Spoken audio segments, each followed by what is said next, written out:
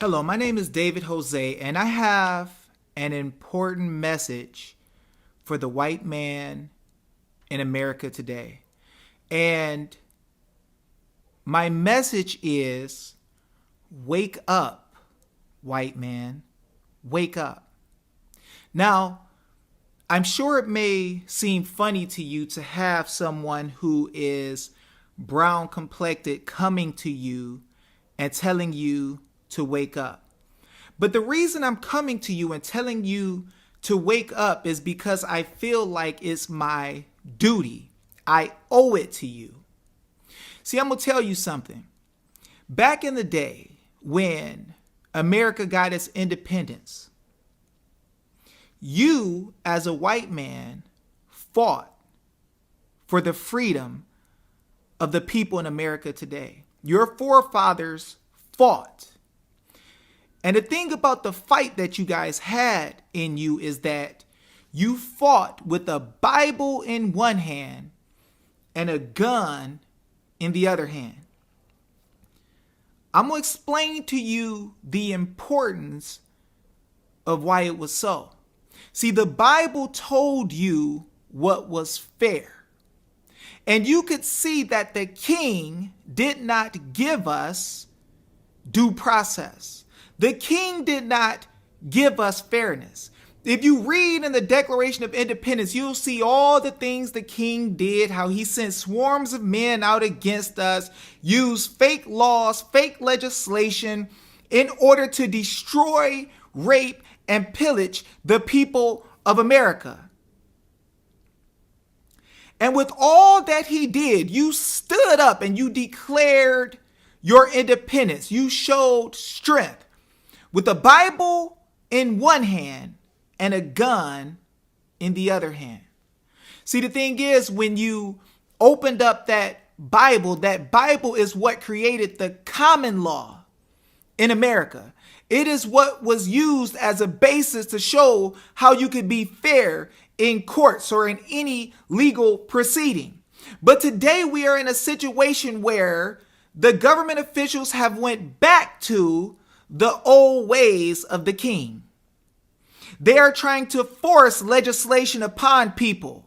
We see women of all races crying. We see people hurting, people begging to be able to express religious exemptions that they have as a people.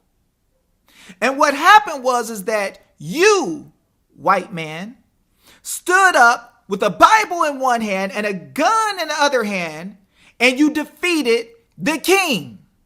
So I'm going to tell you, right now in America, you're being attacked. White man, wake up and see what's happening. When I was younger in school, they'll say that you have black pride and put up a fist. In Hispanic schools, they'll say brown pride. And in other places, they'll speak of the pride they have. But if one white man says he is proud to be white, he is looked at as a racist. This is a social injustice. And it's a psychological thing. My schooling is in psychology. My degree is in psychology. And I'm telling you what they have done to you. See, you defeated the king with the Bible in one hand and a gun in the other hand. Notice what is being attacked in America today. The Second Amendment is being attacked. The NRA is being attacked. And they're talking about all these people who are KKK members. And they're talking about all these people who are going around shooting everybody. And then I want to say white Christians. Why do you think they're saying white Christians? They want to shame you, white man, from being conservative and believing in the scriptures. So that way you can't know what is fair. You can't know what is due process. You can't know the basis of the law of the land. And at the same time, they are trying to destroy your constitutional right. They're trying to destroy the Constitution, which puts a limit on them from stopping you from exercising your right. Your rights are God-given. And they are poisoning the people so bad that white people are getting to the point where they don't want to stand up and express the fact that they're conservative. They don't want to stand up and say that, hey, I believe in doing the right thing. I believe in the Constitution. I believe in God. I trust in his word. White man, I want you to wake up today. Because in America, there would be no America like it is today if we didn't have strong patriots who were your forefathers. They stood up for what was right. They stood up for due process. They stood up for justice. This is why you're being attacked all across the nation. This is why when I was younger in school, they told us that white people were against us. Right now, I'll tell you that I have more friends that are white than I have friends that are black. But they want us to believe that white people are trying to destroy us. White people are trying to hurt us so that socially, all the races will keep the white man in check. They don't want you to ever remember who you are. And I'm going to tell you, you stood up against the king. And the king is using the same attorneys and the same bar and the same tricks and the same false legislation to take away people's rights today. And so I want to ask you, do you want to be free? Do you not realize that the people of all races are coming together and seeing the truth? We're seeing drugs forced on us. We're seeing gun red flag laws being used to try to deem people as terrorists so they could take away weapons so that they can force more fraudulent legislation on the people. I see what's happening in Virginia and West Virginia and New Jersey and New York and California. And the people are coming together and standing. I'm going to tell you that I had a meeting the other day to deal with due process. And the one who stood next to me was a white man named Josh Barnett, who's running for Congress. And so we are not in a situation where we need to worry about the past. Let me tell you something. You should not have to spend your time explaining or apologizing for something that somebody did who was not you.